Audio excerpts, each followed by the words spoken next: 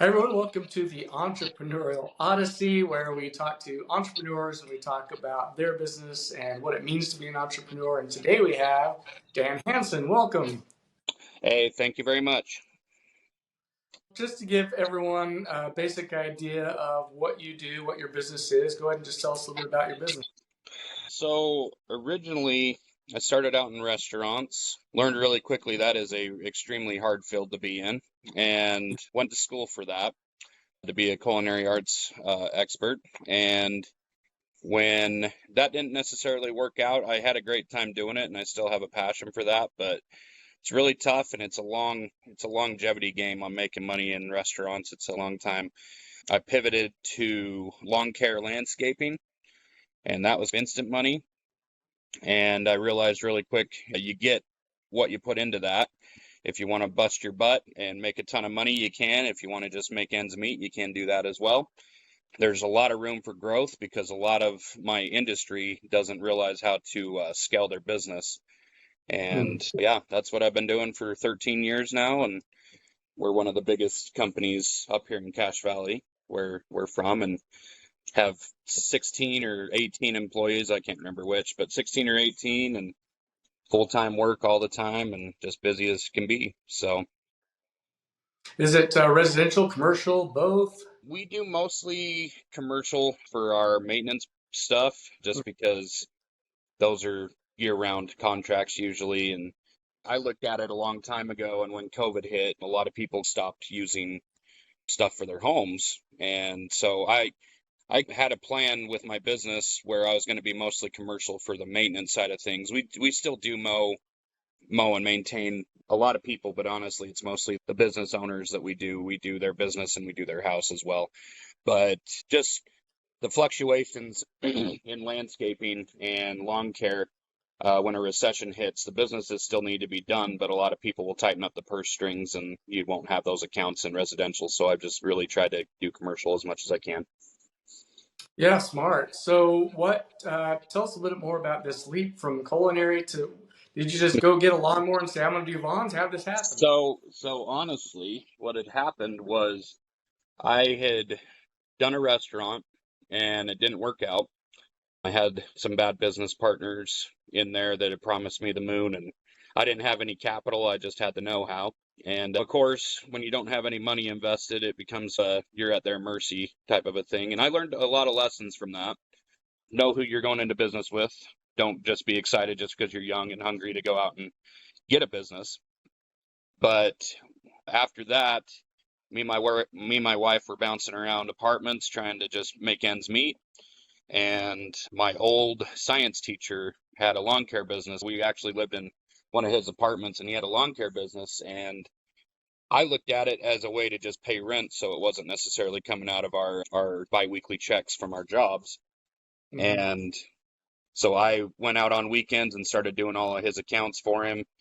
And then all of a sudden, he just decided that he wanted to go back to China, where he went on his mission for the LDS Church. And he said, "You want to run my business while I'm gone?"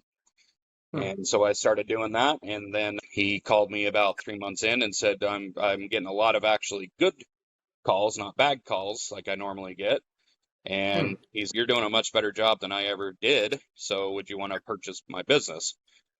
So I, again, learned a lot of valuable lessons from him. And I'm very grateful for all the things that he did for me.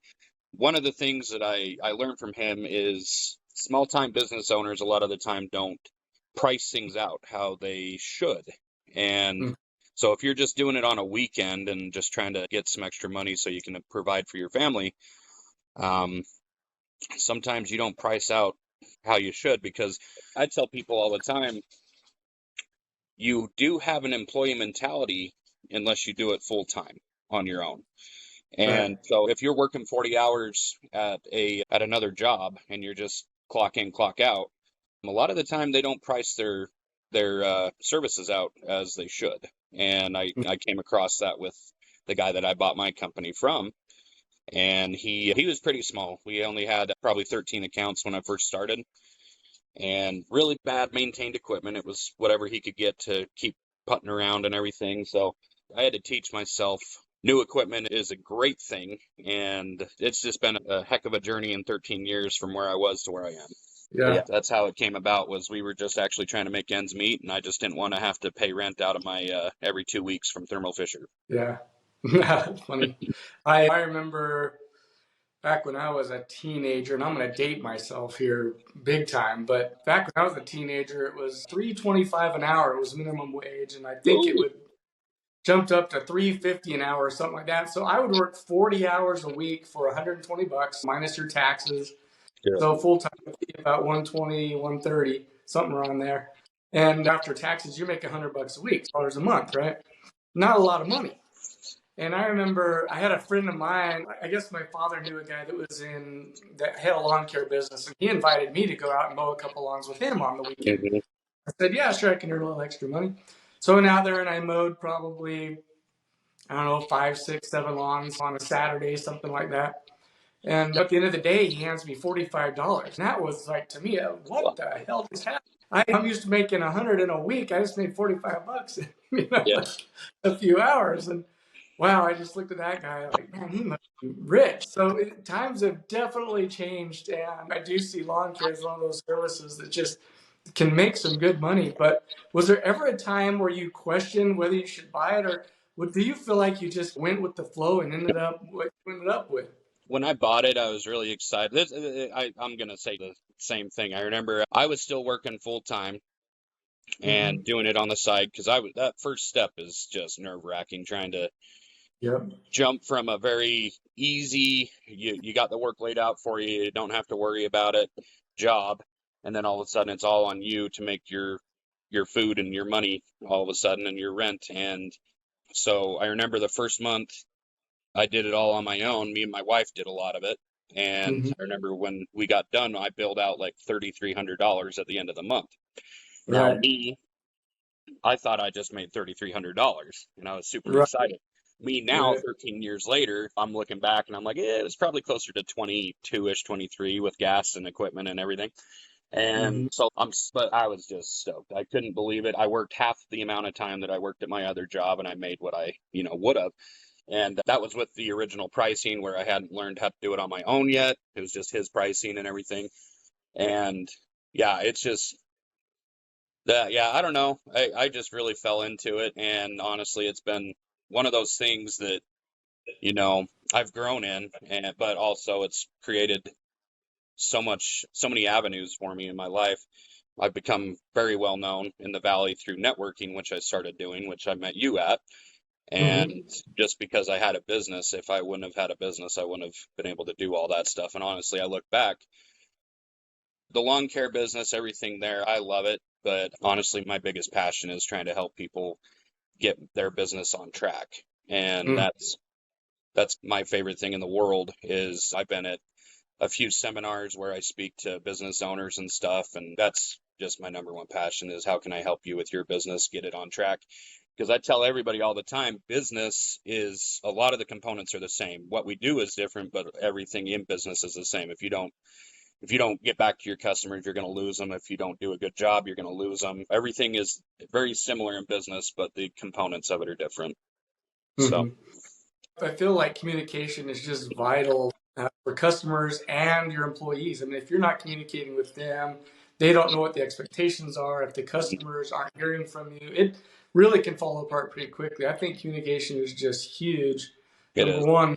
Two, pricing. You mentioned earlier that you're going off of his pricing, but I'm sure you soon realized that what he was charging may not have been enough to really cover what you needed. And Right. there are a lot of entrepreneurs out there who are afraid to ask for the money that they need in order to make whatever it is that they're doing work.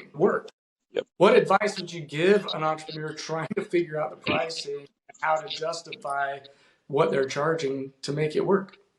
So when I set with people, and I did this with my cousin a couple years ago for his business, he's over in the Bear Lake Garden City area, and him and his partner do the same thing as I do, but I took what they do on a job and broke it down to the very small amounts of payments that go out. And then Mm-hmm. they realized really quickly that they were paying their employees more than they were making on the back end. And Right. taking time and really going through everything that you pay out per have a depreciation amount on lawn. For me, it's lawnmowers or trucks or trailers, whatever. And having a depreciation amount that goes out on, let's say you do a $50 lawn and you pay two guys to be there for 20 minutes each, 40 minutes a time, but that's ends up being, let's say, 18, $20 of that. So Mm. you make 30, but now you really got to crank that 30 and see where you're at the end of that thing. That's what you really have to do to make things worth your time. Are you taking out gas? Are you taking out insurance? Are you taking out depreciation on equipment, on every piece of equipment you have? Because you got to pay for tires, you got to re-grease your tires, do all sorts of axles and stuff. You got to do all sorts of things. And if people aren't really going in depth on how much they're making every, let's just say that $50, what is your take home at the end of that? And how much are you doing to get that take home? That would be my number one thing for people is it's fine to say that you made $400, $600 today doing lawn care Mhm. on your own, but how much of that is actually coming home at the end of the day? Yeah, you really have to look at that. And then how do you make sure that when you're charging the customer the amount that you need to charge in order to make this work, that they're comfortable with that? And I think a lot of that probably comes back to the communication, but Yeah. maybe talk a little bit about that. When I set up a customer, I always have everything. So I have what we're doing for the customer and then any optional services that we provide in the initial estimate. So if we're Hmm. just doing lawn care, I have the amount of like how much it's going to cost on a weekly basis. Um, and then I have, sprinkler repair, fertilization, landscaping costs and stuff like that. I have all of our hourly costs in the bottom.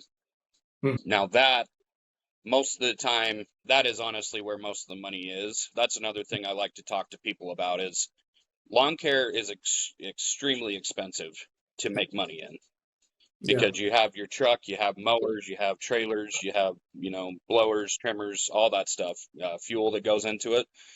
And I tell people all the time, I'm like, get really good at sprinkler repair and get really good at landscaping because Hmm. if you can stay on a job all day and make $2,000 a day on a job, you're going to make a heck of a lot more money than traveling all over mowing lawns all day. So Right. I tell people all the time, if you want to grow your business, lawn care is how you pay the bills and get your foot in the door. But the Hmm. other two components, landscaping and sprinkler repair, and honestly, snow removal, they make way more money. So that's how I Right. built my business is get your foot in the door, have good pricing so you can pay everything. I could live off of what I make doing lawn mowing. But if you want to make money, those other components are what you need to make sure you're on top of. I think it's interesting that when you're in business and you're working the business, that there are so many types of businesses where there are other peripherals, other things that you can do to make money that may not be the main event kind of Yeah. thing.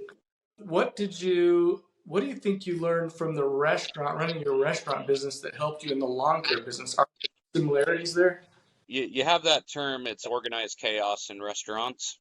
Hmm. Not a lot phases me on a daily basis. If somebody calls and say, "Hey, we just got in a wreck," that's going to turn my day bad. But for the most part, I have employees that call me, "Hey, we busted a window." All right, we'll get her fixed with the insurance, or I Hmm. usually will pay out of pocket. But I would say restaurants prepared me for the chaos of owning a business. Yeah. Because when I ran the restaurant, it was just me in the kitchen, running my guys in the kitchen, the waiters and stuff. And Right. so I didn't have a lot to do with the book side of things and sponsoring and stuff like that, but now everything is on me. So I've learned a lot about how to handle stressful situations. And honestly, there's not a crazy amount of stressful situations in the summer. It gets hot and people get a little feisty sometimes, but wintertime it can be very stressful during the snow removal season. You got, Oh. snow comes in at 5 a.m. and everybody's got to be cleared by 9 o'clock, but you got 60 accounts. That can be stressful. Yeah.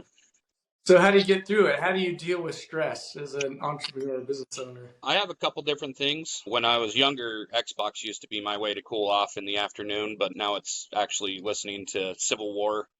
I'm a big history buff too, so listen to the like Civil War podcasts and stuff like that. I like listening to those. It just helps me calm down. Just I don't know. The last 5 years, I'd say I really have pushed every year to be better at being home. A lot of business owners forget that part because they feel like if they're not at the customer's beck and call, they're gonna lose that customer. So the last 5 years, every year I take a new component of something that I've been failing at. Every Mhm. year I find out what have we not been doing good in our business, what can we change? And then I look at myself and I figure out what did I fail at more so this year? Did I fail at being a business owner or did I fail at being a husband or a father? Which one did I fail at the most? And then I take a component of that and switch it around the next year, try to make everything work better. But I've learned being home actually keeps you calmer than trying to maintain your business 24 hours a day. If you're office 16 hours a day, which I have done that. I've been out Mhm. working 16-hour days. Boy, if you're not fighting for every dollar that you're making to provide for your family and make a better life for them, I really don't know why you do it. I probably wouldn't work as hard as I did if it was just me and not my Right. wife and my kids and stuff. So I would say that's the number one thing is like how to calm down is to figure out how to make your life less hectic and be home more is my Right. my thing.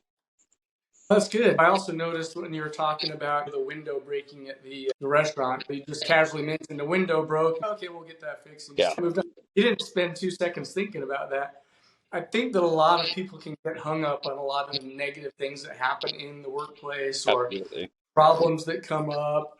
And I think a good entrepreneur is very optimistic and just looks at problems as just something that needs to be fixed, not something to dwell on. Hmm. Have you had any like really big issues that could have just ruined you or consumed your thoughts that you just were able to look at it and say, okay, say la vie, let's work on it and fix it this way? The honestly, I would say, like I said, the last 5 years I've been working a lot more on myself as opposed to my business. My business runs itself. I'm going to get the phone calls. I'm going to get it whatever I need. But how can I be calmer? How can I be better? Because honestly, if you're a wreck as a business owner, your employees won't stick around very long. If you're showing your stress to them all the time, they're just going to be stressed too, and they don't need that extra stress in their days. And honestly, if you let it affect you to the point where you're bringing it out in front of people, it's going to stress out everybody. So I, what was the question again? Just as an entrepreneur, how do you, I think it's important to not dwell on problems, but just Oh look at yeah. them as I noticed when I was 5 years ago when I decided I'm going to look inward and try to figure out myself a little bit more, I micromanaged every single thing, like down to the Mhm. T. I have my brother who runs the show pretty much now, and I would still micromanage every single thing that he would do. Mhm. And I found out really quick, not only does that stress them out, but it stresses me out because again, I'm taking more and more time away from my free time, what I've Sure. wanted to do to make sure that everything is done so perfect. And so now I have a 2 hour area every day where I deal with out the door stuff. I do my invoicing and I deal with customers on the phone. And that's my day now. And my guys just manage everything. I would say almost every single business owner that creates something is a micromanager at some point or another. Right. Um, Finding it's an effort to let go. It is Right. a crazy amount of hardships to let go of that. So if you can get over that hump and trust people and know that you've trained them, they're going to do a good job. It's not hard to go check the work once it's done and make sure everything's up to snuff. But if you are there every single day, you're not going to be able to do everything. On any given day, I have, like I said, I have 16 people to 18 people working, which means I have 5+ trucks out at any Mhm. given day. And if I try to Mhm. micromanage every single thing that's going on, I'm going to go crazy. Learning how to get out of the micromanaging stage quicker is harder than anything else. But once you do it and start looking at how to make your life a little bit easier, that's really where business owning becomes more fun and less stressful. Right. I feel like most people that work for me, work for you, want to succeed at their job. Yeah, I don't think there's a lot of people who want to fail or don't want to do a good job for their yeah, employers. So I think it really comes down to making sure that the employees are trained properly. right. And if they are trained properly, then they're going to work hard for you. But what else do you do to keep your employees motivated and happy and Yeah. keep them working for Um, you? For one, I think I'm probably either the top or one of the top payers in the valley. Money is Mhm. obviously the thing that everybody shows up for, and I think that's an important thing to realize. I I think it was 2 or 3 years ago, I really looked in, saw how much we were making. Okay, how much can I pay out? How much is a person worth to me to do this job? You hear these people, like I have these people that talk to me all the time and they're like, I can't keep people. And I'm like, what are you paying them? $12 an hour. And I was like, dude, you're never going to keep people doing this in this line of work for $12 an hour. And Right. I'm not going to say what I pay, but my employees, Yeah. they make a lot of money. I pay weekly, so they have checks weekly, which I think is another important thing. I heard another person say they just pay once a month, and I think that's crazy. But I do activities. We have different clients that we do stuff for. We do like Cherry Peak, Dustin Hanson up there. Give him a shout out. He does a lot for the community. We do work up there for him, and instead of taking the money, I take concert tickets for the summer concert series. Last week, we had an employee that had worked for me for 5 years. I'm super sad she's leaving, but she's going to be a doctor down at the U. She's going into the U. Got a full ride down there, and I rented Nice. the indoor, oh, what is it called? The indoor tidal wave thing down in Ogden for my employees for the hour, and just had them go down there, just showing them appreciation. Buy lunch every now and again. Honestly, it's like once a week I buy lunch, but I stock my shop full of treats and drinks and all sorts of stuff, so they don't have to worry about stopping at a gas station and spending their money, things like that. If I can help them save a few bucks and they can keep that in their pocket and pay for their life, I would rather that. Yeah. I tell you what, man, I think appreciation for your employees just goes a long way. Yep, I agree Yeah. with that. Yeah. If employees aren't feeling appreciated and not getting paid well, which is another part of the appreciation. I appreciate you, but I'm not going to pay you. That's showing a lot Yeah, of appreciation. and Uh, that's the thing. I would almost say there's one thing I have learned from a newer generation. I don't think it's a bad thing to spend money on your employees. yeah. I know back in the day it was like you show up to work, you leave work, that's life. That's how it is. I don't know. I tell people all the time, and I'm grateful there are line workers, but I have never met a line worker that loves their job. Absolutely loves it. And I think that's the other thing. The landscaping, lawn care can become monotonous, but landscaping, sprinkler repair, you are always going to be challenged every single time because it's always different. You don't know what Right. repair it's going to be. You don't know what kind of landscape design we're going to do on this, whatever, but you get to create and use your brain, which I think honestly will keep people around a lot because of that, because they're being challenged to create something as opposed to just showing up and doing it on a daily basis.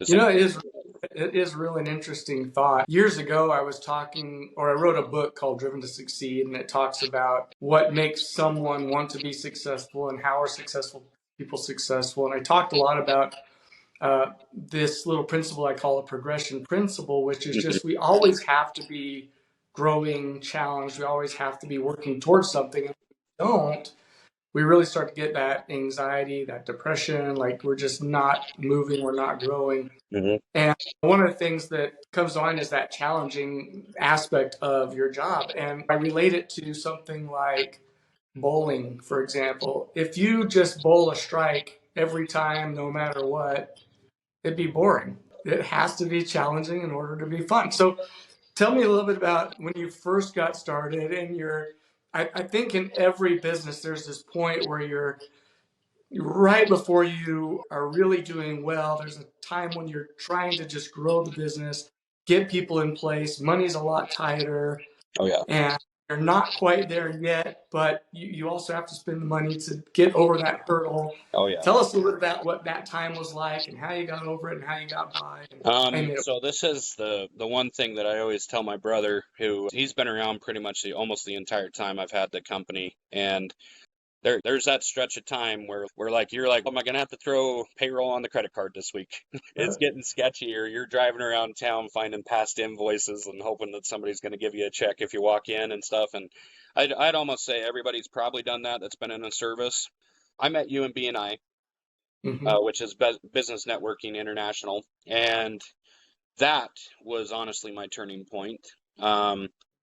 I talk to people all the time and say, this is what worked for me, and this is how much effort I put into it a week, and I do great in BNI now. But when I first joined, I made a lot of money right off the bat. But then 3 years in, 4 years in, all of a sudden I'm talking to people and sitting down with them. And that's the holy crud. If I could tell services, blue collar services, slow down, have a lunch Mm. with someone, not yourself, not your employees, talk to other business owners. And Right. talk to somebody that's been in business for 20 plus years, whatever it is, and just talk to them because you're going to learn so much from just sitting and talking business with people, more than you'll ever learn just doing it. And so I like to hear other people's mistakes. I like to learn from those and everything, but B&I put me in a great position to be able to have a lot of mentors that they don't even know they mentored me. That was my turning point, was joining a networking group of people that aren't in the same business, because we go back to, how are you learning? Are you challenging yourself? BNI challenges you to learn other people's businesses and also try to get them clients in your daily routines, talking to customers and stuff, and just listening deeper to the customer. What do they need? I do a lot of landscapes, and I have a guy that does sheds in my BNI group. And Mm. that's very simple for me when I'm talking to a person that's doing a full install. If you want a shed, I got a guy. And honestly, just people that are moving into anywhere, if you have a network of people and they already trust you, you just look like a rock star being able to have all those people in your back pocket. Like, I got this person, I got this person, make your life easy. Right. And that's going to make you not only a customer for life, but you're creating income for others. And you've been to a few meetings. The concept of giver's gain that BNI lives by is, I did it backwards. I took when I first joined BNI. And then Hmm. I had a tragedy in my life, and then I turned on its head and I started doing the giver's side of things. And I think you heard me say this in one of the meetings. I Hmm. made a lot of money my first year, but the second I started giving and trying to give back and spending a lot more time giving, I Hmm. quadrupled my income on that year. And it's gone up ever since. It's just like a consistent amount of money now for me. That's really where it turned for me, was BNI and training, doing trainings with other people, talking to so many different business owners. Honestly, if you're a service and you're not trying to get business owners on your side, it's crazy that you don't try to do that. Yeah, challenging yourself. It's easy to wait for phone calls, and word of mouth is good. Don't get me wrong, but if you're not trying to find how to challenge yourself, yeah, I'd say talking with other business owners is how it turned my business around. I think BNI is an awesome way to go out and introduce yourself to other businesses and then share other businesses, what they do with other people. Yep. And what it really boils down to is I feel like so many entrepreneurs feel like I'm going to be an entrepreneur, meaning that I am going to make this happen. I Yeah. am going to build this business. I Yep. am going to be in, right. Yep. And it's this whole there's no I in team kind of Yeah. thing. Yep. So I think it's, if you could tell an entrepreneur one thing, it's, you don't need to do this on your own. You need to build a network of people around you who Hmm. can help you build it. And Yep. if you can share the vision and share what it is you're trying to accomplish, then those people will move mountains, Yep. right? And like, front of the line, you go right to the front of the line if you need help. That's the idea that I talk about in BNI. Everybody joins to get money. And it's the Mm-hmm. same thing. You make a business to get money. But really Sure. quickly, money comes and goes. And Mm-hmm. but honestly, if you've been in business for 10 years, the money should be coming in. Right. And at that point, what other aspects of your life have you given up on, or put to the wayside? And mine was time. I want to spend as much time with my family as I can. I made that my goal. And I tell people, I join for money, I stay for the relationships and the time that it has given me back. Yeah. There's other people. I talked to my that cousin that I was telling you about that has the same business as me, and I'm like, why are you guys setting up your own website? Why are you Right. trying to maintain your social media accounts if you're too busy? These Right. things are driving me nuts. And I'm like, then why do you do them? Like, Right. what Right. do you want to do? I'd rather just be on a landscape every day. Then make it. How can you make that so? If you have to pay somebody a little bit of money to do it, and I always say that, how much is time worth to you? If you had to pay $60 a day to have everything else taken care of, you have a good insurance agent that you don't have to get phone calls all the time. You don't have to call them. You just send them a text, hey, I need a COI for this person. I need this and that. If you have that, if you have your insurance, your internet stuff taken care of, website stuff, all that kind of stuff taken care of, how much is your time worth at the end of the day? Would you pay $50 to have that taken care of? And some people would say no because bills are tight, but that's okay. You're building a business. But Yeah. you do get to a point where $50 a day you would gladly pay to have everything else taken care of for you. In my business, I do have a marketing agency, and so I Yeah. do all those kinds of things. But there was a time there where I was paying my employee for her time to get things done. I wasn't Yeah. making any. Right. It was just all going to her. But she did a great job, and I wanted to keep her. So I wanted to make. And so there is a time in that growth where sometimes you do have to sacrifice your own earnings in order to grow the business by Yep. giving to the people that are helping you build this Oh business. yeah. Yep. No, I mean, like, services can probably say this.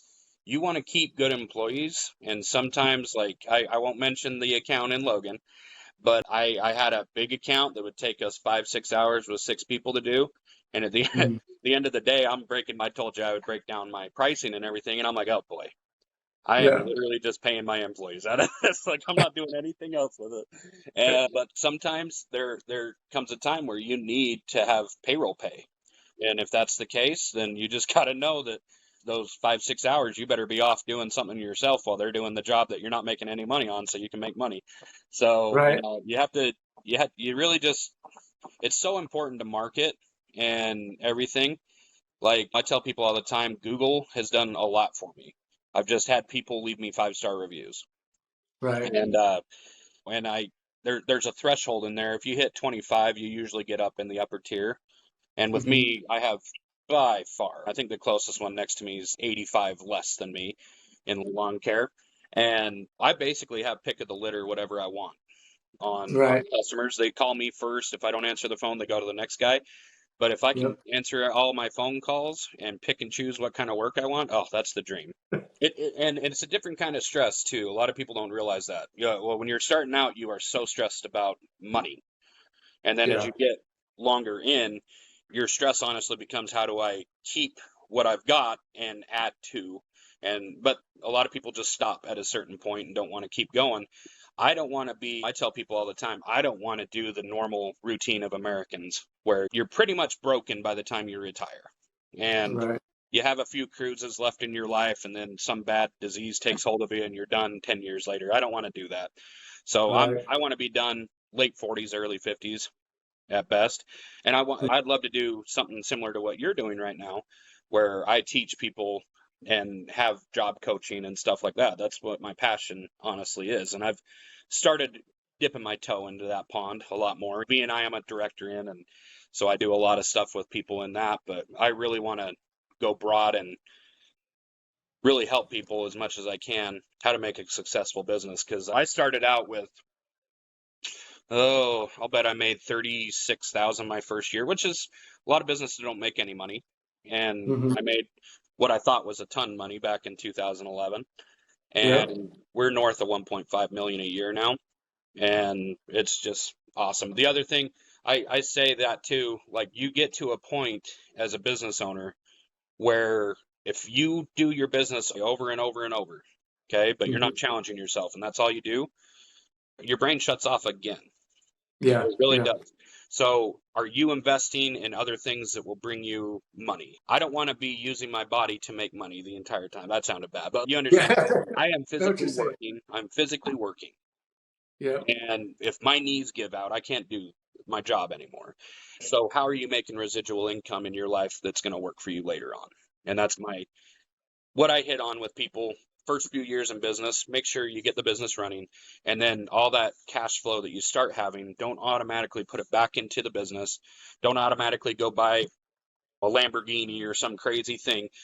Figure Hmm. out how that money can work for you residually, where you don't have to do anything but a couple hours a year on it. Go in and real estate's a really easy one, but there's other ways to make money, and that's the thing. Investing in other companies, all sorts of stuff. Make the money work for you. Don't just sit on it. And I think Right. that's a problem that I think a lot of people have. I grew up in a poor family that we just saved our money and never spent it. Right. We want to make sure we have it. And money saved in an envelope in your house is never going to do a thing for you. If you're not investing money into something, it's a chance, like business is, It's a Sure. chance to lose that money, but at the same time, the wins outweigh the losses in my book.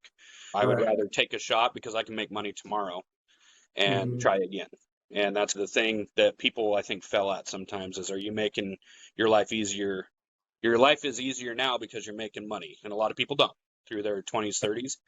But Yep. in your 40s, 50s, 60s, are you making money that you won't have to worry about? When you look back on the times where you just were struggling, right, in Yeah. business, what got you through that? What helped you keep the faith that you knew it was going to grow? What kept you motivated? So I had one client that when they decided to do, I had all the accounts up here in Logan. It was a bank, and I had them all up here in Logan. And it was like 6 or 7 properties. And when they decided to go with one provider across the whole state, I Hmm. lost 35% of my company. So I learned something from that. I'm going to put all my eggs into one basket idea Yeah. is a Yeah. terrible idea for a business owner. Right. Yep. And I hadn't, but I had them. And me being a novice business owner, I was just super happy to have them and everything. And then they decided, and no problem that I had ever done. They just decided as a corporation to make a change. Doing that, putting all your eggs into one basket is a big problem for a lot of early on business owners. You get that one Yeah. big client, you want to make sure you're taking care of them. Why didn't you just give up? Why weren't you like, oh, that's That's the crap. I'm thing going to is fold like, it? What made you? What made you I wrong? remember I was in the military too, and I remember more days as a business owner curled up in my bed, just I don't want to wake up. I'm not ready for this, than I Right. did in the army. And like that, I remember that week I got told on a Friday. That entire weekend was ruined. I I bet. just so nervous. I bet. And man, you go back out. Like I said, I took a business from a guy that he just really just wanted to cut lawns. That's all he wanted to do. I trained myself how to do sprinkler repair, how to landscape. I'm self-taught in all those things. And challenging yourself to take on other ventures. If you lose one big account and it's going to wreck your entire weekend, again, you need to find other facets of making money in your field. There's always some. I think challenging yourself to get, in my case, get past lawn care and challenge myself to find those other facets of money, that saved me, honestly. Well, it sounds to me like there wasn't a secret sauce necessarily. It's just pure stubbornness.